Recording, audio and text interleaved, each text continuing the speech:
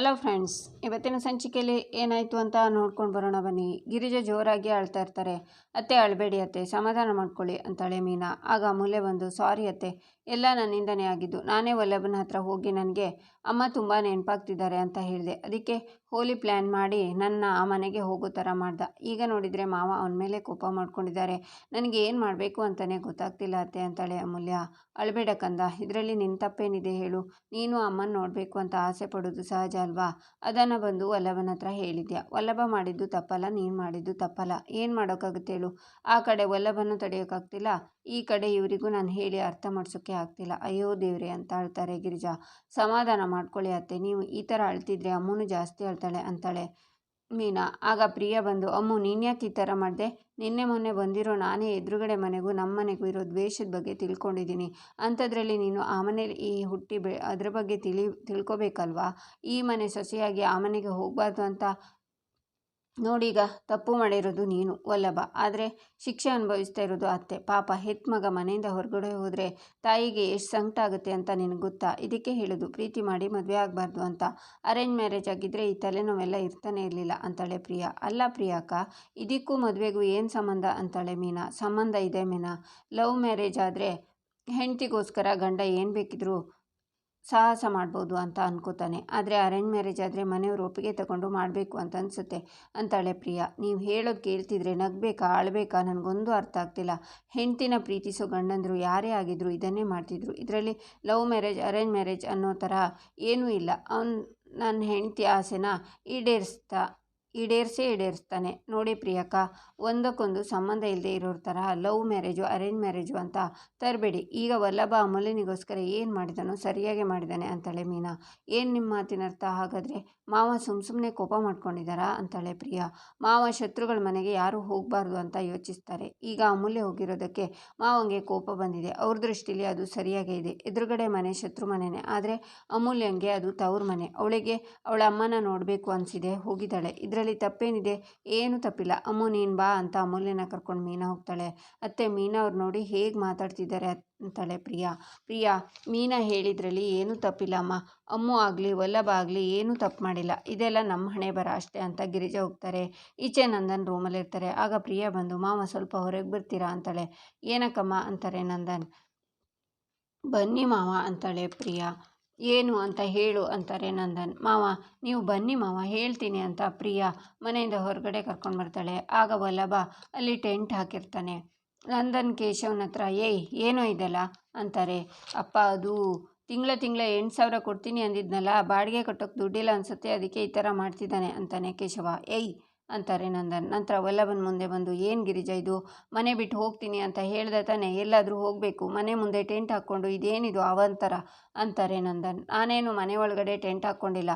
ಮನೆ ಒಳಗಡೆ ಟೆಂಟ್ ಹಾಕ್ಕೊಂಡಿದ್ರೆ ಅಲ್ಲಿಂದ ಎತ್ಕೊಂಡು ಹೋಗು ಅನ್ನೋ ಅಧಿಕಾರ ಇರ್ತಿತ್ತು. ಇದೇನು ಇವ್ರ ಜಾಗ ಅಲ್ಲ, ಪಬ್ಲಿಕ್ ಪ್ಲೇಸ್. ನಾನಿಲ್ಲಿ ಟೆಂಟ್ ಹಾಕ್ಕೊಂಡ್ರೆ ಯಾರೂ ಇಲ್ಲಿ ಕೇಳೋ ಹಾಗಿಲ್ಲ. ನಾನು ಇನ್ಮೇಲೆ ಈ ಟೆಂಟಲ್ಲೇ ಇರ್ತೀನಿ ಅಂತಾನೆ ವಲ್ಲಭ ನೀನು ಈ ಟೆಂಟಲ್ಲಿ ಇರ್ತೀಯಾ? ಏನೋ ಹೇಳ್ತಿದ್ಯಾ ಅಂತಾಳೆ ಅಮೂಲ್ಯ. ಯಾಕಂತೆ ಗಿರಿಜಾ? ಚೂರ್ಪಾರು ಉಳಿದಿರೋ ನನ್ನ ಮರ್ಯಾದೆ ಹರಾಜು ಹಾಕೋಕ ಮನೆ ಬಿಟ್ಟು ಹೋಗಿದ್ದು ಒಂದು ಅತಿರೇಕ, ಈಗ ಇದೊಂದು ಅತಿರೇಕ. ಯಾಕೆ ಹೊಟ್ಟೆ ಉರಿಸ್ತಿದ್ದಾನೆ ನನಗೆ ಅಂತಾನೆ ನಂದನ್. ವಲ್ಲಭ ಅವರೇ, ನೀವ್ಯಾಕೆ ಅರ್ಥ ಮಾಡ್ಕೋತಿಲ್ಲ? ಪದೇ ಪದೇ ಮಾವನ ಮನಸ್ಸನ್ನು ಯಾಕೆ ನೋಯಿಸ್ತಿದ್ದೀರಾ ಅಂತಾಳೆ ಪ್ರಿಯಾ ಪ್ಲೀಸ್ ಸ್ವಲ್ಪ ಸುಮ್ಮನೆ ಇರು ಅಂತಾನೆ ಮಾಧವ. ಈಗೇನು ಈ ಅಸಹ್ಯನ ಇವನು ತೆಗೆದು ಹಾಕ್ತಾನೋ ಇಲ್ವೋ ಕೇಳು ಗಿರಿಜಾ ಅಂತಾರೆ ನಂದನ್. ಇಲ್ಲಮ್ಮ, ತೆಗೆದು ಹಾಕೋಕ್ಕಾಗಲ್ಲ. ಇಷ್ಟು ಕಷ್ಟಪಟ್ಟು ಕಟ್ಟಿದ್ದೀನಿ, ಸಡನ್ನಾಗಿ ಉಡಿಸ್ ಮಾಡು ಅಂದರೆ ಅದು ಹೇಗಾಗುತ್ತೆ?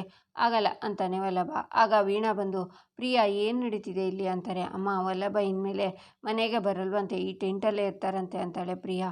ಅಯ್ಯೋ, ಒಂದು ಕಂಟೆಸ್ಟೆಂಟ್ ಔಟ್ ಆದ ಅಂದರೆ ಇದೇನಿದು ಸೀಕ್ರೆಟ್ ರೂಮಲ್ಲಿದ್ದಾನೆ ಅಂತಾರೆ ವೀಣಾ.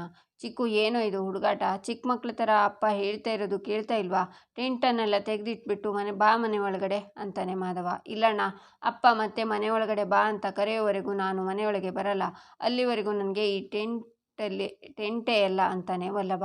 ಗಿರಿಜಾ, ಇವನು ಹುಚ್ಚಾಟಕ್ಕೆಲ್ಲ ನನ್ನ ಮನಸ್ಸು ಕರಗಿ ಇವನ ಕ್ಷಮಿಸ್ತೀನಿ, ಮನೆಯೊಳಗೆ ಕರಿತೀನಿ ಅಂತ ಇವನೇನಾದರೂ ಅಂದ್ಕೊಂಡಿದ್ರೆ ಅದೆಲ್ಲ ಸುಳ್ಳು ಅಂತ ಹೇಳಿಬಿಡು ಅಂತ ನಂದನ್ ಮನೆಯೊಳಗೆ ಹೋಗ್ತಾರೆ. ಆಗ ರಕ್ಷಾ ಕೇಶವ ಎಲ್ಲ ವಲ್ಲಭನ ತಪ್ಕೊಂಡು, ಮನೆ ಬಿಟ್ಟು ಹೋಗ್ತೀನಿ ಅಂದಾಗ ಟೆನ್ಷನ್ ಆಗಿದೆ ಕಣೋ, ಈ ಐಡಿಯಾ ಸಖತ್ತಾಗಿದೆ, ಇದಕ್ಕೆ ಒಂದು ಡೋರ್ ಥರ ಮಾಡಿದರೆ ಸಖತ್ತಾಗಿರುತ್ತೆ ಕಣೋ ಅಂತಾನೆ ಕೇಶವ. ಅಣ್ಣ, ಇದ್ರ ಒಳಗಡೆ ಅಟ್ಯಾಚ್ ಬಾತ್ರೂಮ್ ಇಲ್ವಾ ಅಂತಾಳೆ ರಕ್ಷಾ. ಸ್ವಿಮ್ಮಿಂಗ್ ಪೂಲು ಇದೆ, ಹೋಗು ಹಾರ್ಬಿಡು ಅಂತಾನೆ ವಲ್ಲಭ ನಾನೊಂದ್ಸಲ ಟೆಂಟ್ ನೋಡ್ಕೊಂಡು ಬರ್ತೀನಿ ಅಂತ ಮೀನಾ ಟೆಂಟ್ ಒಳಗೆ ಹೋಗ್ತಾಳೆ. ನಾನು ಝೂಗೆ ಬಂದಿದ್ದೀನೋ ಕಾಡಿಗೆ ಬಂದಿದ್ದೀನೋ ಗೊತ್ತಾಗ್ತಿಲ್ಲ, ನೀನೇನು ಹೇಳಬೇಡ, ನೀನು ಒಳ್ಳೆ ಸೊಸೆ, ನಾನು ಹೇಳ್ತೀನಿ ಅಂತಾರೆ ವೀಣಾ. ಟೆಂಟ್ ಸೂಪರ್ ಆಗಿದೆ ಕೇಶವ, ನನಗೂ ಇದ್ರ ಒಳಗೆ ಇರಬೇಕು ಅಂತ ತುಂಬ ಆಸೆ ಆಗ್ತಿದೆ, ನಾವಿಬ್ಬರು ಇಲ್ಲೇ ಇರೋಣ ಅಂತಾಳೆ ಮೀನಾ. ಅದಕ್ಕೇನು, ಇದು ನಮ್ಮದೇ ಮನೆ, ವಲ್ಲಭ ಬಾರೋ ಈಚೆಗೆ ಅಂತ ಕೇಶವ ಮೀನಾ ಟೆಂಟ್ ಒಳಗೆ ಹೋಗ್ತಾರೆ. ಅಮೂಲ್ಯ ವಲ್ಲಭನ ನೋಡಿ ಸ್ಮೈಲ್ ಮಾಡ್ತಾಳೆ. ಈಚೆ ಗಿರಿಜಾ, ರೀ 1 ನಿಮಿಷ ನಿಂತ್ಕೊಳ್ರಿ ಅಂತ ನಂದನ್ ಹಿಂದೆನೇ ಬರ್ತಾರೆ. ಏನು ನಿಂತ್ಕೊಳ್ಳೋದು, ಏನು ಮಾಡೋಕೆ ಹೊರಟಿದ್ದಾನೆ ನಿನ್ನ ಮಗ, ಮನೆ ಮುಂದೆ ಟೆಂಟ್ ಹಾಕಿದ್ದಾನೆ, ಮೊದಲು ತೆಗಿಯೋಕೆ ಹೇಳು, ಅವನಿಗೆ ನಾಳೆ ಬೆಳಿಗ್ಗೆ ಆಯಿತು ಅಂದರೆ ಪೇಪರ್ನವನು, ಹಾಲಿನವನು, ತರಕಾರಿಯವರು ಎಲ್ಲ ಬರ್ತಾರೆ, ಏನು ಅಂದ್ಕೊಳ್ಳಲ್ಲ ಅವರನ್ನೆಲ್ಲ ಬಿಡು, ಎದುರುಗಡೆ ಮನೆಯವರು ನನ್ನ ನೋಡಿ ನಗಲ್ವಾ, ಏನು ಮಾಡ್ತೀಯೋ ಗೊತ್ತಿಲ್ಲ ಗಿರಿಜಾ, ಮೊದಲು ಆ ಕತ್ತೆ ಬಡವನಿಗೆ ಟೆಂಟ್ ಎತ್ಕೊಂಡು ಹೋಗೋಕೆ ಹೇಳು ಅಂತಾರೆ.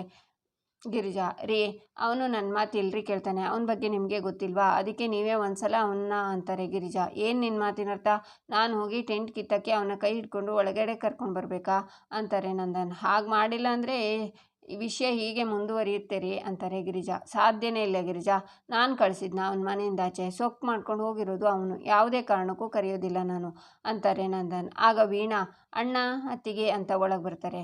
ಈಗ ಬಂದ್ರಾ ಅಂತಾರೆ ನಂದನ್. ಅಣ್ಣ ಅದು 1-2 ದಿನ ನನ್ನ ಜೊತೆ ಇದ್ದು ಹೋಗಮ್ಮ ಅಂತ ಪ್ರಿಯಾ ಹೇಳ್ತಿದ್ಲು, ನೀವು ಬೇರೆ, ಇದು ನಿನ್ನ ತವ್ರ ಮನೆ, ಯಾವಾಗ ಬೇಕಿದ್ರೂ ಬರ್ಬೋದು ಅಂದಿದ್ರಲ್ಲ, ಅದಕ್ಕೆ ಬಂದೆ, ನಡೆದಿದ್ದನ್ನೆಲ್ಲ ನೋಡಿ ನನಗೆ ತುಂಬ ಬೇಜಾರಾಯ್ತಣ್ಣ, ಹೀಗೆ ಅಂತ ಗೊತ್ತಿದ್ದಿದ್ರೆ ನಾನು ಬರ್ತಾನೆ ಇರಲಿಲ್ಲ, ನಾನಿವತ್ತು ಹೊರಟ್ಬಿಡ್ತೀನಿ ಬಿಡಿ, ಇನ್ಯಾವಾಗಾದರೂ ಬರ್ತೀನಿ ಅಂತ ವೀಣಾ ಹೊರಡುವಾಗ, ಪರವಾಗಿಲ್ಲ ನೀವು ಇಲ್ಲೇ ಉಳ್ಕೊಳ್ಳಿ, ಆ ಅಯೋಗ್ಯ ಹಾಗೇನೆ ಏನಾದರೂ ಎಡವಟ್ಟು ಮಾಡ್ತಾನೆ ಇರ್ತಾನೆ, ನೀವು ಬಂದಾಗಲೇ ಈ ಥರ ಆಗ್ತಿದೆ, ನೀವೇನು ಬೇಜಾರು ಮಾಡ್ಕೋಬೇಡಿ ಅಂತಾರೆ ನಂದನ್. ಅಯ್ಯಯ್ಯೋ ಹಾಗೆಲ್ಲ ಏನಿಲ್ಲ, ಮನೆ ಅಂದಮೇಲೆ ಸಿಟ್ಟು ಸೆಡವು ಗದ್ದಲ ಇದೆಲ್ಲ ಇದ್ದಿದ್ದೆ ಅಲ್ವಾ ಅಂತಾರೆ ವೀಣಾ. ನೀವೇನು ಅಂದ್ಕೊಳ್ದೆ ಆರಾಮಾಗಿ ಇದ್ದು ಹೋಗಿ ಅಂತಾರೆ ನಂದನ್. ಆದರೂ ನಿಮ್ಮ ಚಿಕ್ಕ ಮಗ ಹೀಗೆಲ್ಲ ಮಾಡಬಾರ್ದಾಗಿತ್ತು ಅಣ್ಣ, ನಮ್ಮ ಮನೇಲಿ ನಾವು ಈ ಥರ ಎಲ್ಲ ಗಲಾಟೆ ಮಾಡ್ಕೊಂಡೇ ಇಲ್ಲ, ಹೆಣ್ಮಕ್ಳು ಇರೋ ಮನೆ ನೋಡಿ, ನಮ್ಮ ಮನೇಲಿ ಈ ಥರ ಎಲ್ಲ ನಡೀತಾನೆ ಇರಲಿಲ್ಲ, ನಮಗೆಲ್ಲ ತುಂಬ ಭಯ ಅಣ್ಣ, ನನಗೂ ಪ್ರಿಯಾಗೆ ಇದೆಲ್ಲ ಹೊಸ್ತು, ಇಷ್ಟೆಲ್ಲ ಆಗ್ತಿರೋದು ನೋಡಿ ನನಗಂತೂ ತುಂಬ ಸಂಕಟ ಆಗೋಯ್ತಣ್ಣ. ಅಲ್ಲ, ಮನೆಯ ಮೇಲೆ ಒಂದು ಮಾತು ಬರುತ್ತೆ ಹೋಗುತ್ತೆ, ಅಷ್ಟಕ್ಕೆಲ್ಲ ಕೋಪಿಸ್ಕೊಂಡು ಮನೆಯಿಂದ ಹೊರಗೋಗಿ ಈ ಥರ ಎಲ್ಲ ಟೆಂಟ್ ಹಾಕಿ ಕೂತ್ಕೊಳ್ಳೋದು ಏನು ಚಂದ ಹೇಳಿ, ನಮಗೇನಾದರೂ ಮಗ ಇದ್ದು ಅವನೇನಾದರೂ ಹೀಗೆಲ್ಲ ಮಾಡಿದರೆ ಚೆನ್ನಾಗಿ ಬಾರಿಸಿ ಬುದ್ಧಿ ಹೇಳ್ತಿದ್ದೆ ಅಂತಾರೆ ವೀಣಾ. ಆಗ ನಂದನ್ ಸಿಟ್ಟಿಂದ ಅಲ್ಲಿಂದ ಹೋಗ್ತಾರೆ. ಅಣ್ಣ ವಲ್ಲಭನಿಂದ ತುಂಬ ನೊಂದ್ಕೊಂಡಿದ್ದಾರೆ ಅನ್ಸುತ್ತೆ ಅಲ್ವಾ ಅತ್ತಿಗೆ ಅಂತಾರೆ ವೀಣಾ. ವೀಣಾ ಅವರೇ, ಅವ್ರು ಮೊದಲೇ ತುಂಬ ಕೋಪದಲ್ಲಿದ್ದರು, ಬೇಜಾರು ಮಾಡ್ಕೊಂಡಿದ್ರು, ನೀವು ಹಾಗೆಲ್ಲ ಮಾತಾಡಬಾರ್ದಾಗಿತ್ತು, ಯಾಕಂದರೆ ನಿಮಗಿನ್ನೂ ನಮ್ಮ ಮನೆ ವಿಷಯ ಗೊತ್ತಿಲ್ವಲ್ಲ ಅಂತಾರೆ ಗಿರಿಜಾ. ಅತ್ತಿಗೆ, ನಾನು ಅಂಥದ್ದೇನು ಮಾತಾಡಿಲ್ಲ, ಮಕ್ಕಳಂದರೆ ತಪ್ಪು ಮಾಡೋದು ಸಹಜ, ಆದರೆ ಅಪ್ಪ ಅಮ್ಮ ಸರಿಯಾಗಿ ಬುದ್ಧಿ ಕಲಿಸ್ಬೇಕು ಅಂತ ಹೇಳ್ತಿದ್ದೆ ಅಷ್ಟೇ, ನೀವು ಸರಿಯಾಗಿ ಬುದ್ಧಿ ಕಲಿಸಿದ್ದೀರಾ, ಅವನೇನು ಚಿಕ್ಕವನಲ್ವಾ, ಮಗು, ಅವನು ಕಲ್ತಿಲ್ಲ ಅಷ್ಟೇ ಅಂತಾರೆ ವೀಣಾ. ಈಚೆ ವೀಣಾ, ನಂದನ್, ಕೇಶವ, ಮಾಧವ ಎಲ್ಲ ಊಟಕ್ಕೆ ಕೂತಿರ್ತಾರೆ. ಆಗ ಗಿರಿಜಾ, ರೀ ಅಂತಾರೆ. ಹೇಳು ಗಿರಿಜಾ ಅಂತಾರೆ ನಂದನ್. ರೀ ಅದು ವಲ್ಲಭ ಪಾಪ ರೀ, ಅವನ ಊಟಕ್ಕೆ ಕರಿಬಹುದಾ ಅಂತಾರೆ ಗಿರಿಜಾ. ಕರಿ, ಅವನ್ನ ಇಲ್ಲೇ ಕರೆದು ಊಟ ಮಾಡಿಸು, ನಾನು ಉಪವಾಸ ಇರ್ತೀನಿ ಅಂತ ಕೈ ತೊಳೆಯೋಕ್ಕೆ ನೀರು ತಗೋತಾರೆ ನಂದನ್. ಅಯ್ಯಯ್ಯೋ ಬೇಡ ರೀ, ನೀವು ಊಟ ಮಾಡಿ ಅಂತಾರೆ ಗಿರಿಜಾ. ನನಗೆ ಒಂದು ಹೇಳು ಗಿರಿಜಾ, ನಾನು ನೆಮ್ಮದಿಯಾಗಿ ಊಟ ಮಾಡೋದು ನಿನಗೆ ಇಷ್ಟ ಇದೆಯೋ ಇಲ್ವೋ ಅಂತಾರೆ ನಂದನ್. ನೀವು ಊಟ ಮಾಡಿ ಅಂತಾರೆ ಗಿರಿಜಾ. ಮತ್ತು ಆ ಯೋಗ್ಯನ ಹೆಸರನ್ನು ನನ್ನ ಮುಂದೆ ಎತ್ತಬೇಡ ಅಂತ ಕೇಶವ ಮಾಧವನ ನೋಡಿ, ಏನ್ರೋ ಹಾಗೆ ಕೂತಿದ್ದೀರಾ, ಬೇಗ ಬೇಗ ಊಟ ಮಾಡಿ ಅಂತಾರೆ ನಂದನ್. ಅಳಿಯಂದ್ರೆ ತುಪ್ಪ ಹಾಕ್ಕೊಳ್ಳಿ ಚೆನ್ನಾಗಿರುತ್ತೆ, ಪ್ರಿಯಾ ತುಪ್ಪ ತಂದು ಹಾಕಿ ಅಂತಾರೆ ವೀಣಾ. ರೀ ತುಪ್ಪ ತರ್ತೀನಿ ಅಂತಾಳೆ ಪ್ರಿಯಾ. ಬೇಡ ಅಂತ ಸನ್ನೆ ಮಾಡ್ತಾನೆ ಮಾಧವ. ಅಳಿಯಂದ್ರೆ ಏನಕ್ಕೆ ಸುಮ್ಮನೆ ಕೂತಿದ್ದೀರಾ, ನನ್ನ ಮಗಳು ಪಲ್ಯ ಸೂಪರಾಗಿ ಮಾಡಿದ್ದಾಳೆ, ಪ್ರಿಯಾ ಬಡಿಸು ಅಳಿಯಂದ್ರಿಗೆ ಅಂತಾರೆ ವೀಣಾ. ರೀ ಪಲ್ಯ ಬಡಿಸ್ಲಾ ಅಂತಾಳೆ ಪ್ರಿಯಾ. ಪ್ರಿಯಾ ಬೇಡ ಪ್ಲೀಸ್ ಅಂತಾನೆ ಮಾಧವ್.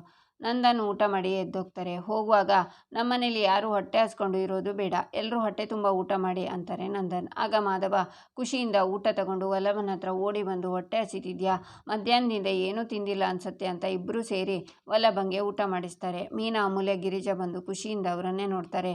ಪ್ರಿಯಾ ವೀಣಾ ಒಂಥರ ಮಾಡಿ ಹೊಟ್ಟೆ ಕಿಚ್ಚಿನಿಂದ ನೋಡ್ತಾರೆ. ಅಲ್ಲ ಅಣ್ಣ, ನೀವೇನಕ್ಕೆ ಊಟ ತರೋಕೆ ಹೋದ್ರಿ, ನನಗೇನು ಹೊಟ್ಟೆ ಹಸಿವಾಗ್ತಿಲ್ವಲ್ಲ ಅಂತಾನೆ ವಲ್ಲಭ. ಸುಳ್ಳು ಹೇಳಿದರೆ ಸರಿ ಇರಲ್ಲ, ತಗೋ ತಿನ್ನು ಅಂತ ಬಾಯಿಗೆ ತುರುಕ್ತಾನೆ ಕೇಶವ. ಇದೇನಾದರೂ ವಜ್ರಮನಿಗೆ ಗೊತ್ತಾದರೆ ನೀವು ಮನೆ ಬಿಟ್ಟು ಟೆಂಟಲ್ಲಿ ಇರಬೇಕಾಗುತ್ತೆ, ಆಮೇಲೆ ಟೆಂಟು ಹೌಸ್ಫುಲ್ ಆಗುತ್ತೆ, ಜಾಗ ಇರಲ್ಲ ಅಂತಾನೆ ವಲ್ಲಭ.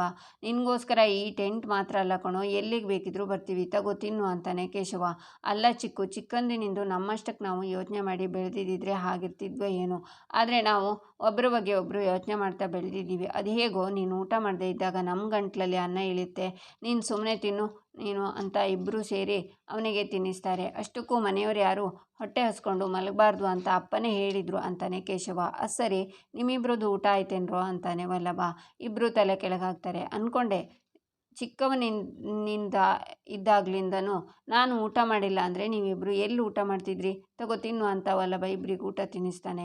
ಗಿರಿಜಾ ಅಮೂಲ್ಯ ಮೀನಾ ನಗ್ತಾರೆ. ಈ ನಂದಗೋಕುಲ ಯಾವತ್ತಿದ್ರೂ ನಂದಗೋಕುಲನೇ ಕಣೆ. ಈ ಮನೆ ಸಂತೋಷ ಖುಷಿನ ದೇವ್ರು ಬಂದರೂ ಕಿತ್ಕೊಳ್ಳೋಕ್ಕೆ ಆಗಲ್ಲ. ಆದರೂ ಆದಷ್ಟು ಬೇಗ ನನ್ನ ಮಗ ಒಳಗಡೆ ಬಂದರೆ ಸಾಕು ಕಣೆ ಅಂತಾರೆ ಗಿರಿಜಾ. ಅತ್ತೆ, ನೀವೇನು ಬೇಜಾರು ಮಾಡ್ಕೋಬೇಡಿ, ಮಾವನ ಕೋಪ ಆದಷ್ಟು ಬೇಗ ಕರಗುತ್ತೆ. ನೀವೇ ಕೇಳಿಸ್ಕೊಂಡ್ರಲ್ಲ, ಮನೆಯವ್ರು ಯಾರು ಹೊಟ್ಟೆ ಹಸ್ಕೊಂಡು ಇರಬಾರ್ದು ಅಂತ ಹೇಳಿದರು ಅಂದರೆ ಮಾವನ ಮನಸ್ಸಲ್ಲಿ ವಲ್ಲಭನ ಯೋಚನೆ ಇತ್ತು ಅಂತ ತಾನೆ ಅಂತಾಳೆ ಮೀನಾ. ಅತ್ತೆ, ಮಾವ ಏನಾದರೂ ಈ ಸೀನ್ ನೋಡಿದರೆ ಫುಲ್ ಎಮೋಷ್ನಲ್ ಆಗಿಬಿಟ್ಟು ಈಗಲೇ ವಲ್ಲಭನ ಮನೆಯೊಳಗೆ ಕರ್ಕೊತಿದ್ರು ಅಲ್ವಾ ಅಂತಾಳೆ ಅಮೂಲ್ಯ. ಈಚೆ ವೀಣಾ ಬೆಂಕಿ ಹತ್ಕೊಂಡು ಬಿಟ್ಟಿದೆ, ಬಗ ಉರಿಯುತ್ತೆ ಅಂದ್ಕೊಂಡೆ, ಪಟ್ ಅಂತ ಆರೋಯ್ತಲ್ಲೇ ಅಂತಾರೆ. ಇವಾಗ ಏನು ಮಾಡೋದಮ್ಮ ಅಂತಾಳೆ ಪ್ರಿಯಾ. ಅದನ್ನು ನನ್ನೇ ಕೇಳ್ತೀಯಲ್ಲ, ಬೆಂಕಿ ಆರಿದೆ ಆದರೆ ಕೆಂಡ ಇನ್ನೂ ಇದೆ, ಗಾಳಿ ಬೀಸಿದರೆ ಬೆಂಕಿ ಪಟಪಟ ಅಂತ ಹತ್ತುತ್ತೆ ಅಂತಾರೆ ವೀಣಾ. ಅದು ಹೇಗೆ ಅಂತಾಳೆ ಪ್ರಿಯಾ. ಬಾ ಹೇಳ್ಕೊಡ್ತೀನಿ ಅಂತ ಪ್ರಿಯನ ಒಳಗಡೆ ಕರ್ಕೊಂಡು ಹೋಗ್ತಾರೆ ವೀಣಾ. ಈಚೆ ರೂಮಿಗೆ ಮಾಧವ ಬರ್ತಾನೆ. ಪ್ರಿಯಾ ಟೆನ್ಷನ್ನಲ್ಲಿರ್ತಾಳೆ. ಯಾಕೆ ಪ್ರಿಯಾ, ಒಂಥರ ಇದೆಯಾ ಅಂತಾನೆ ಮಾಧವ. ಅಲ್ಲರಿ, ವಲ್ಲಭ ಚಿಕ್ಕ ತಮ್ಮ ಅಂತ ನಿಮಗೆ ಅವನ ಮೇಲೆ ತುಂಬಾ ಪ್ರೀತಿ ಇರ್ಬೋದು, ಆದರೆ ಅವನು ಮಾವನ ಜೊತೆ ಜಗಳ ಮಾಡಿಕೊಂಡು ಮನೆಯಿಂದ ಹೊರಗಡೆ ಹೋಗಿದ್ದಾನೆ. ನೀವು ನೋಡಿದರೆ ಅವನಿಗೆ ಊಟ ಮಾಡಿಸೋಕ್ಕೆ ಹೋಗಿದ್ದೀರಾ. ಇದೇನಾದರೂ ಮಾವಂಗೆ ಗೊತ್ತಾದರೆ ಅವರು ಕೋಪ ಮಾಡ್ಕೊಳ್ಳಲ್ವಾ ಅಂತಾಳೆ ಪ್ರಿಯಾ. ವಲ್ಲಭ ತಪ್ಪು ಮಾಡಿದ್ದೇನೆ ನಿಜ, ಅಪ್ಪಂಗೂ ಅವನ ಮೇಲೆ ಕೋಪ ಬಂದಿದೆ, ಆದರೆ ಅದರ ಅರ್ಥ ಅಪ್ಪಂಗೆ ಅವನ ಮೇಲೆ ಪ್ರೀತಿನೇ ಇಲ್ಲ ಅಂತ ಅಲ್ಲ, ಅವನ ಮೇಲೆ ಆಕಾಶದಷ್ಟು ಪ್ರೀತಿ ಇದೆ. ಈಗ ಏನೋ ಸದ್ಯಕ್ಕೆ ಕೋಪ ಅನ್ನೋ ಕಪ್ಪು ಮೋಡ ಕವಿದಿದೆ. ಜೋರಾಗಿ ಒಂದು ಗಾಳಿ ಬೀಸಿದರೆ ಹೇಗೆ ಮೋಡಗಳೆಲ್ಲ ಸರಿದು ಆಕಾಶ ತಿಳಿಯಾಗುತ್ತಲ್ಲ, ಹಾಗೆ ಅಪ್ಪನ ಸಿಟ್ಟು ಕರಗಿ ಅವ್ರ ಮನಸ್ಸು ತಿಳಿಯಾಗುತ್ತೆ ಪ್ರಿಯಾ. ಆಗ ನೋಡು, ಅವರು ವಲ್ಲಭನ ಒಪ್ಕೊಂಡು ಮನೆಯೊಳಗೆ ಕರೀತಾರೆ. ಆದರೆ ಅಲ್ಲಿವರೆಗೂ ನನ್ನ ತಮ್ಮ ಹಸ್ಕೊಂಡಿರೋದನ್ನು ನನ್ನಿಂದ ನೋಡೋಕ್ಕಾಗಲ್ಲ ಅಂತಾನೆ ಮಾಧವ. ಆದರೂ ರೀ, ಮಾವ ಅಂದ್ಕೊಂಡಿದ್ದಾರೆ ಈ ಮನೇಲಿ ಯಾರು ತಪ್ಪು ಮಾಡಿದರೂ ನೀವು ತಪ್ಪು ಮಾಡಲ್ಲ ಅಂತ. ನೀವು ಆ ನಂಬಿಕೆನ ಉಳಿಸ್ಕೋಬೇಕಲ್ವಾ ಅಂತಾಳೆ ಪ್ರಿಯಾ. ನಂಬಿಕೆ ಕಳ್ಕೊಳ್ಳುವಂಥ ಕೆಲಸ ನಾನೇನೂ ಮಾಡಿಲ್ಲ. ಅಷ್ಟಕ್ಕೂ ಅಪ್ಪನೇ ಹೇಳಿದ್ರಲ್ಲ ವಲ್ಲಭಂಗೆ ಊಟ ಕೊಡಿ ಅಂತ ಅಂತಾರೆ ಮಾಧವ. ಮಾವ ಎಲ್ಲಿ ಹಾಗೆ ಹೇಳಿದರು, ಈ ಮನೇಲಿ ಯಾರೂ ಹಸ್ಕೊಂಡಿರಬಾರ್ದು, ಅದು ನನಗೆ ಸಹಿಸೋಕ್ಕಾಗಲ್ಲ ಅಂತ ಹೇಳಿದರು ಅಷ್ಟೇ ಅಂತಾಳೆ ಪ್ರಿಯಾ. ಆ ಮಾತಿನ ಅರ್ಥ ಏನು ಹೇಳು, ವಲ್ಲಭಂಗೆ ಊಟ ಕೊಡಿ, ಅವನು ಹಸ್ಕೊಂಡು ಮಲ್ಕೊಳ್ಳೋದು ಬೇಡ ಅಂತ ತಾನೆ. ಇದೆಲ್ಲ ಅರ್ಥ ಆಗುತ್ತೆ ನಿನಗೆ, ಸ್ವಲ್ಪ ಸಮಯ ಆಗುತ್ತೆ ಪ್ರಿಯಾ ಅಂತಾನೆ ಮಾಧವ. ಇವತ್ತೇ ಈ ಥರ ಎಲ್ಲ ಗಲಾಟೆ ಆಗಬೇಕಾಗಿತ್ತಾ? ಪಾಪ ಅಮ್ಮ ನನ್ನ ಜೊತೆ ಇರಬೇಕು ಅಂತ ತುಂಬ ಆಸೆಯಿಂದ ಬಂದಿದ್ದರು, ಇವತ್ತೇ ಈ ಥರ ಎಲ್ಲ ಆಯ್ತಲ್ಲ. ಅಮ್ಮಂಗೂ ಒಂಥರ ಆಗ್ತಿದೆ, ನನಗೂ ಒಂಥರ ಆಗ್ತಿದೆ, ಏನೋ ಒಂಥರ ಮುಜುಗರನಪ್ಪ ಅಂತಾಳೆ ಪ್ರಿಯಾ. ಏನು ಮಾಡೋಕ್ಕಾಗುತ್ತೆ ಪ್ರಿಯಾ, ಅಷ್ಟಕ್ಕೂ ಅತ್ತೆ ಏನು ಹೊರಗಿನವ್ರು ಅಲ್ವಲ್ಲ, ಅವ್ರು ನಮ್ಮನೆಯವರೇ, ಅವರಿಗೂ ಅರ್ಥ ಆಗುತ್ತೆ ಅಂತ ಚಾಪೆ ತಗೋತಾನೆ ಮಾಧವ. ರೀ, ನೀವು ಯಾವ ಕಡೆ ಹೊರಟ್ರಿ ಅಂತಾಳೆ ಪ್ರಿಯಾ. ನೀನು ಅತ್ತೆ ಇಲ್ಲಿ ಮಲ್ಕೊಳ್ಳಿ, ನಾನು ಸುಂದರ ಮಾವನ ಜೊತೆ ಮೇಲೆಗಡೆ ಟೆರೇಸಲ್ಲಿ ಮಲ್ಕೋತೀನಿ ಅಂತಾನೆ ಮಾಧವ. ಬೆಡ್ಶೀಟ್ ದಿಂಬು ಏನೂ ಬೇಡವಾ ಅಂತಾಳೆ ಪ್ರಿಯಾ. ಬೇಡ, ಗುಡ್ ನೈಟ್ ಅಂತ ಮಾಧವ ಹೋಗ್ತಾನೆ. ಈಚೆ ವಲ್ಲಭ ಟೆಂಟಲ್ಲಿ ನೆಲದ ಮೇಲೆ ಚಳಿಯಲ್ಲಿ ಮಲ್ಕೊಂಡು ನರಳುತ್ತಿರ್ತಾನೆ. ಈಚೆ ಅಮೂಲ್ಯ ಚಾಪೆ ಬೆಡ್ಶೀಟ್ ತೊಗೊಂಡು ವಲ್ಲಭನ ಹತ್ರ ಹೋಗಬೇಕು ಅನ್ನುವಾಗ ನಂದನ್ ಎದುರುಗಡೆ ಬರ್ತಾರೆ. ಸಿಟ್ಟಿಂದ ಗಿರಿಜಾ ಅಂತ ಕೂಗ್ತಾರೆ. ನಂದನ್ ಆಗ ಗಿರಿಜಾ, ಪ್ರಿಯಾ, ವೀಣಾ ಎಲ್ಲರೂ ಬರ್ತಾರೆ. ಇವಳಿಗೆ ಒಂದು ಸಲ ಹೇಳಿದರೆ ಅರ್ಥ ಆಗಲ್ವ ಗಿರಿಜಾ, ಚಾಪೆ ಬೆಡ್ಶೀಟ್ ದಿಂಬು ತಗೊಂಡು ಆ ಕತ್ತೆ ಬಡವನಿಗೆ ಕೊಡೋದಕ್ಕೆ ಹೋಗ್ತಿದ್ದಾಳೆ. ಇದೇ ನನಗೆ ಇಷ್ಟ ಆಗದೆ ಇರೋದು ಗಿರಿಜಾ. ದುರಹಂಕಾರದಿಂದ ಅವನ ಮನೆಯಿಂದ ಆಚೆ ಹೋಗಿ ಟೆಂಟ್ ಹಾಕ್ಕೊಂಡಿರೋದು ನೀವುಗಳೆಲ್ಲ. ಅವನಿಗೆ ಚಾಪೆ ದಿಂಬು ಹೊದಿಕೆ ಕೊಟ್ಟು ನಾನು ಮಾಡಿದ್ದೇ ಸರಿ ಅಂತ ಅವನಿಗೆ 2 ಕೊಂಬು ಬರುತ್ತೆ, ಏನು ಚಿಂತೆ ಇಲ್ಲದೆ ಎಷ್ಟು ದಿನ ಬೇಕಿದ್ರೂ ಇರ್ತಾನೆ. ಆದರೆ ಅವಮಾನ ಯಾರಿಗೆ ಹೇಳು, ನನಗೆ ಅನ್ಸ್ಕೊಳ್ಳೋದು ಅನುಭವಿಸೋದು ನಾನಲ್ವಾ, ಇದೆಲ್ಲ ಇವರಿಗೆಲ್ಲ ಅರ್ಥ ಆಗುತ್ತೆ ಅಂತಾರೆ ನಂದನ್. ಹಾಗಲ್ಲ ರೀ, ಪಾಪ ತುಂಬ ಚಳಿ ಇದೆಯಲ್ಲ ಅದಕ್ಕೆ ಅಂತಾರೆ ಗಿರಿಜಾ. ದುರಹಂಕಾರದಿಂದ ಹೋದವನು ಅವನು, ಚಳಿ ಆದ್ರೇನು ಮಳೆ ಆದ್ರೇನು ಅನುಭವಿಸ್ಬೇಕು ಅವನು ಅಂತಾರೆ ನಂದನ್. ನಂತರ ಅಮೂಲ್ಯ ವಲ್ಲಭ ಮಲಗಿರುವಾಗ ಬಂದು, ವಲ್ಲಭ ಸಾರಿ ಕಣೋ, ನನ್ನಿಂದ ನೀನು ಈ ಪರಿಸ್ಥಿತಿಗೆ ಬಂದಂಗಾಯ್ತು. ಪಾಪ ವಲ್ಲಭ, ಮಲ್ಕೊಳ್ಳೋಕ್ಕೆ ಒಂದು ಚಾಪೆ ಇಲ್ಲ, ಹೊದ್ಕೊಳ್ಳೋಕ್ಕೆ ಒಂದು ಬ್ಲ್ಯಾಂಕೆಟ್ ಇಲ್ಲ, ಚಳಿಲಿ ಒದ್ದಾಡ್ತಿದ್ದಾನೆ ಅಂತ ಅಮೂಲ್ಯ ತನ್ನ ಶಾಲನ ಹೊಸಿ ತನ್ನ ಕಾಲ ಮೇಲೆ ಅವನ ಮಲ್ಸ್ಕೊತಾಳೆ. ಇಲ್ಲಿಗೆ ಈ ಸಂಚಿಕೆ ಮುಕ್ತಾಯವಾಗುತ್ತೆ. ಮುಂದಿನ ಸಂಚಿಕೆಗಾಗಿ ನಮ್ಮ ಚಾನಲನ್ನು ನೋಡಿ, ಸಬ್ಸ್ಕ್ರೈಬ್ ಮಾಡಿ, ಲೈಕ್ ಮಾಡಿ, ಸಪೋರ್ಟ್ ಮಾಡೋದನ್ನು ಮರಿಬೇಡಿ.